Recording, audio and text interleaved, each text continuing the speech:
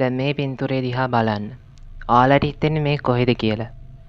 මේක ඉන්දියාවද නැත්නම් කාම්බෝජද කියලාද හිතෙන්නේ? ඒ දෙකෙන් එකක්වත් නෙමෙයි. මේ බිල්ඩිම තියෙන්නේ ඊජිප්තුවේ. සිරාවට ජෝක් නෙමෙයි. මේ බිල්ඩිමේ නම බාරොන් එම්පෙන් මාලිගාව. බාරොන් එම්පෙන් මාලිගාව අද වෙද්දී ඊජිප්තුවේ කයිරෝ නුවරේ හේලියෝපොලිස් කියන ප්‍රදේශය දකින්න පුළුවන්. බාරොන් එම්පෙන් මාලිගාව 1907 ඉඳලා 1911 වෙනකන් බෙල්ජියන් ජාතික බාරොන් එම්පෙන් කියන ව්‍යවසායකයෙක් තමා මේක හැදුවේ. මේ බිල්ඩිම පේන විදියට අනුව හින්දු කම්බෝජ ගෘහ නිර්මාණ ක්‍රමයට අනුව තමයි ඩිසයින් කරලා තියෙන්නේ. දැන් කොච්චර පෙනුමෙන් ලස්සන වුණත් ඇත්තට කියනවා නම් මේ බිල්ඩිම ඇතුලේ මේ මාලිගාව ඇතුලේ ඉතාමත් අවාසනාවන්ත දේවල් සිද්ධ වුණා. උදාහරණයක් හැටියට මේ බිල්ඩිම ඇතුලේ බාරොන්ගේ වයිෆ් පඩිපෙළෙන් වැටිලා තමා ජීවිතේ නැති වුණා. ඒ වගේම ඒ මරණයෙන් පස්සේ බාරොන්ගේ දුව බේස්මන්ට් එකේ නැති වෙලාලුත් කියලා කියනවා. ඒත් සමහර අය විශ්වාස කරන්නේ මේක සුයිසයිඩ් එකක් කියලා. දෙකම.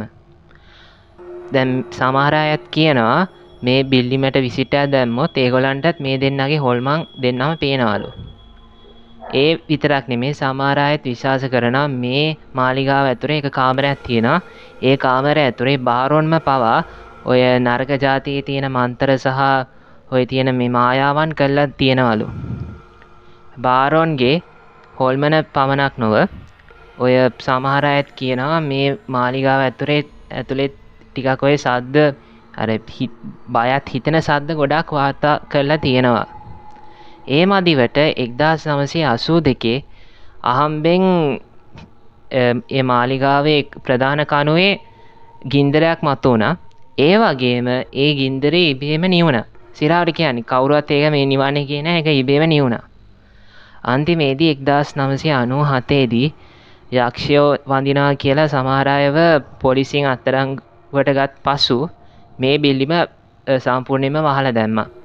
ඒත් මේ අවුරුදු කීපයකට කලින් මේ බිල්ඩිම ආයෙත් මහ ජනතාවට විවෘත කරා. අද ඉතින් ඔයාට පවා මේ බිල්ඩිමට විසිට් එකක් දාන්න පුළුවන්. භූත කේස් මොන හරි එකක් වුණොත් අපිටත් කියන්න කමෙන්ට් සෙක්ෂන් එකේ.